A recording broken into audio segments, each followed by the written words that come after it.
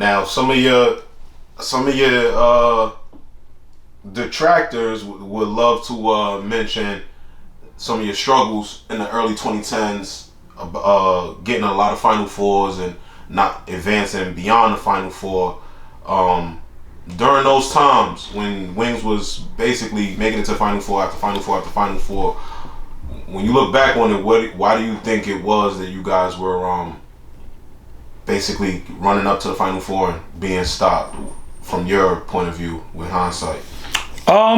So first, let me take. I will always take full ownership of our failures as well as some of our successes. I always try to get the players to understand that as well. Like, when we win, y'all can take that. When we lose, let me take that. I'll deal with that. And if you ever see any article I've ever spoke about, that's what I've always said. That's no doubt about it.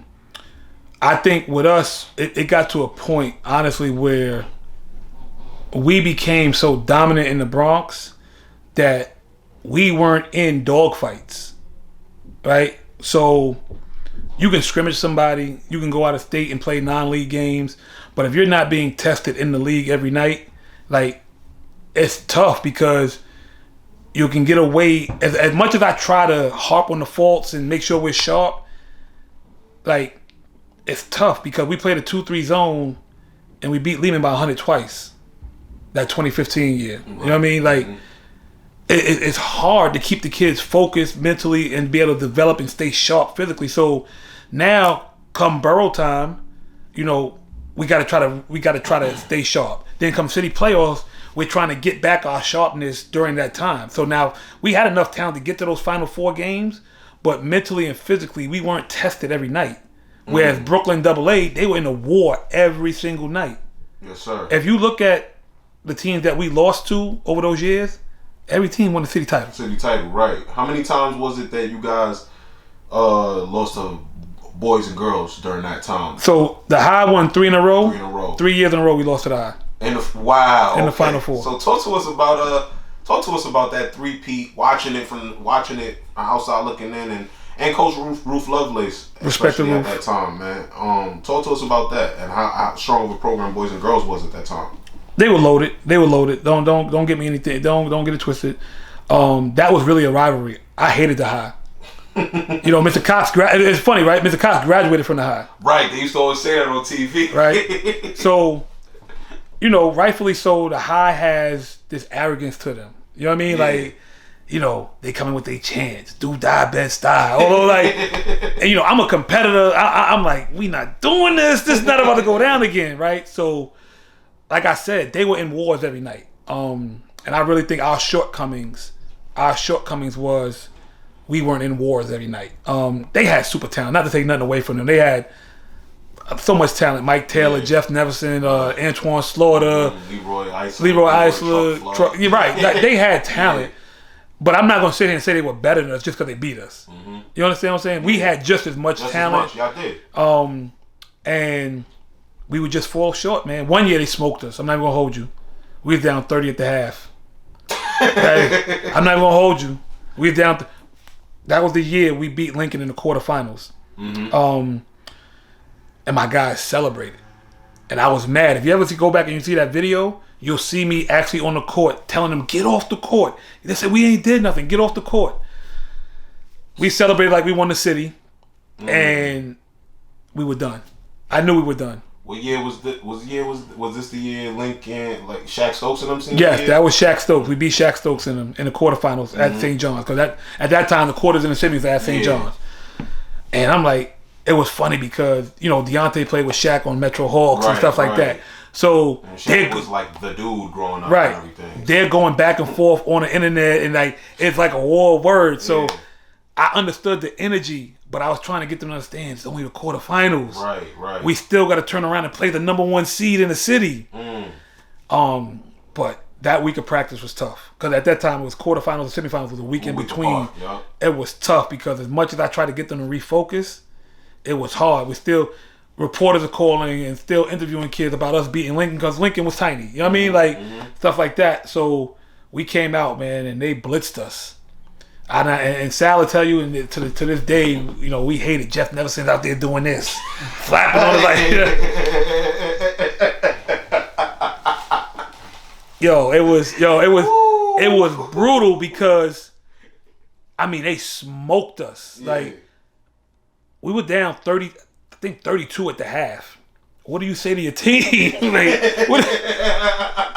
I walk in there, the team walking there, everybody quiet. I don't even remember what I said. I just had to make something up. Like I'm just like, wow. But other than that year, there were things that I could have definitely done better as a coach. Mm-hmm. Time management wise, substitution wise. Do you feel like those losses to boys, all those consecutive years, made you into a better coach? And Absolutely. But it wasn't just them. We lose to Lincoln in the Final Four. They go on to win the city. Like it was rough, man. I'm not, the one thing I do regret is only getting out of the Final Four once. 2015. Now we got out and we won everything. Got it all, yeah. But I feel like as a program, we probably should have had 4 to 6 city championships. It's tough though, man. It's tough, man.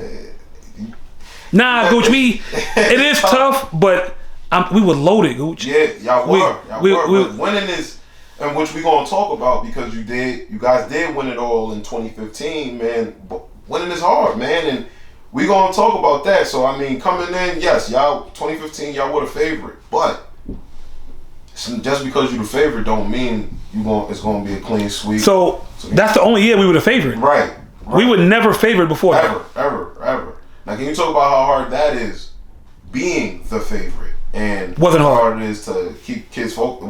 Wasn't hard. Let me tell you that was a special group, and I'll tell everybody that wasn't my most talented team. No. Deontay Houston's junior year, I had 11 scholarship kids. Like legitimate scholarship kids. That was my most talented team. 2015 was my most determined and cohesive team. And what made 2015 so dangerous was our shortcomings in 2014. We lost to Brooklyn Collegiate at Hunter College in the quarterfinals that year. We had no business losing that year. Right. No business. From that loss, I didn't have to coach them in 2015. They coached themselves. They knew the plan. They knew the goal. And